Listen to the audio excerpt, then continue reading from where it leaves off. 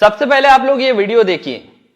हमारे यहां अगर इस दुनिया में भारत में हिंदू धर्म का अगर जनाजा निकलते हुए देखना है तो किसी हिंदू की शादी में चले जाओ। शास्त्र कहता है सूर्यास्त के बाद वेद के मंत्र पढ़े नहीं जा सकते। तुम राक्षसों की तरह अर्धरात्रि में विवाह कर रहे हो। अरे वो काल कुछ और था जब मुगल तुम्हारे यहां थे। रात के अंधेरे में बहू बेटियों को उठाकर ले जाते थे, दिन के उजाले में ले जाते थे, तो रात में छुप छुप करके अंधेरे में विवाह कर दिया करते थे। अब कौन मुगल और कौन अंग्रेज तुम्हारे पीछे पड़ा है? क्यों नहीं तुम सूर्यास्त के पहले विवाह करते हो, अभिजित मुहूर्त में करते हो? वेद तो वही कहता है। तो तुम्हें तो ये भी ज्ञान नहीं है। हिंदू धर्म का डंका लेके घूमते चल रहे हो, डंका पीट रहे हो हिंदू धर्म का। तुम्हारे विवाह में देवताओं का कितना अपमान होता है। अरे विवाह में दो प्रकार के कार्ड बनाओ। विवाह एक संस्कार है, विवाह एक यज्ञ है। अरे भैया खाने पीने खिलाने वाले के लिए एक दिन रिसेप्शन जो करते हो कर दिया करना, पर विवाह में बड़े लिमिटेड लोगों को बुलाया करो। अपने अपने परिवार, वो भी जो सनातन संस्कृति को मानते हैं, पवित्र रहते हैं। विवाह संस्कार में देवता आते हैं तुम्हारे द्वारा किए गए यज्ञ के भाग को लेने के लिए। अरे नाक पोंछते हुए, कान खुजाते हुए, पता नहीं क्या क्या करते हुए अगर तुम किसी को भोजन दो तो तुम्हारा बच्चा भोजन नहीं करता।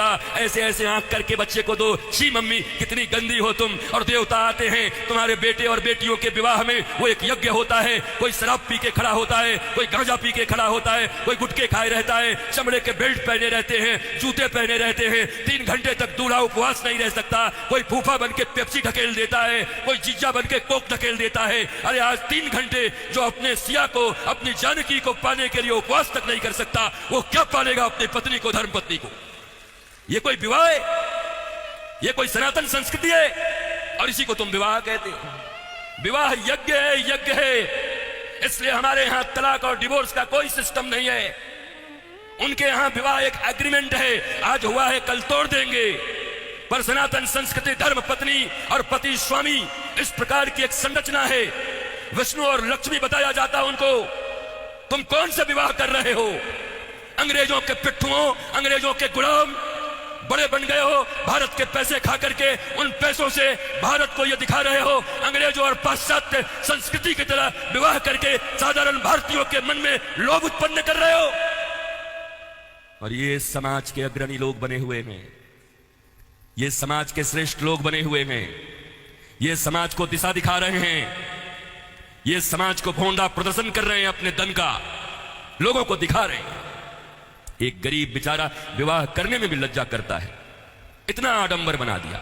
विवाह एक यज्ञ है, बड़ा पवित्र यज्ञ है, सुंदर यज्ञ है, वेदियां बनती है।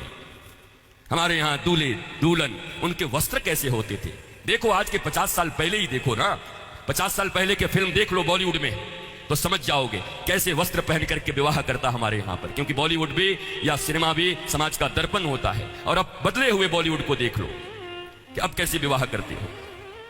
हमारे विवाह में हमारे वस्त्र, हमारे परिधान, फिर लेन देन इतना तो बनता है। 5 साड़ी तो बनती है, 21 साड़ी लगेगी ननद की। अरे कौन से ग्रंथ में लिखा है? कोई माई का लाल भारतवर्ष में किसी शास्त्र में मुझे दिखाए, कहां लिखा है ये लेन देन? तुम्हारी बुढ़िया पुराण में होगा। लोभियों के बनाए गए कानून, लोभियों के बनाए गए नियम। अरे जरा सोचो, एक बच्ची, एक बेटी अपना नाम, अपना गोत्र छोड़कर आती, अपना टाइटल छोड़ करके आती, अपने घर परिवार, माता पिता भाई बहन सखी सहेली छोड़कर आती, और तुम्हारे वंश को बढ़ाने के लिए तुम्हारे घर में आती है। उसको भी टीवी, फ्रिज और कार के लिए मिट्टी तेल और पेट्रोल से जला देते हो। तुम्हें शर्म नहीं आती? भारतवर्ष में जन्म लेकर बैठे हो। तुम्हारी बाजुओं और भुजाओं में अगर शक्ति है तो अपने पैसे से कार खरीद लो, अपने पैसे से फ्रिज खरीद लो। क्योंकि छोटी छोटी बच्चियों के पिता तो बचपन से उसके लिए खिलौना खरीदते रहते हैं। जब छोटी रहती है 5 रुपए का, थोड़ी बड़ी हो जाती है थोड़ा और बड़ा, थोड़ी बड़ी हो गई साइकिल खरीद लिया, थोड़ी बड़ी हो गई स्कूटी खरीद दिया, और बड़ी हो गई अच्छे घर के हैं कार खरीद दिया 5 लाख का, और एक दिन फिर जा करके 5 करोड़ में एक गुड्डा खरीद के लाके दे दिया। तो खरीदे हुए सामान की जो इज्जत होती है वही दूल्हे की भी इज्जत होती है। दूल्हा बिकता है, बोलो खरीदोगे?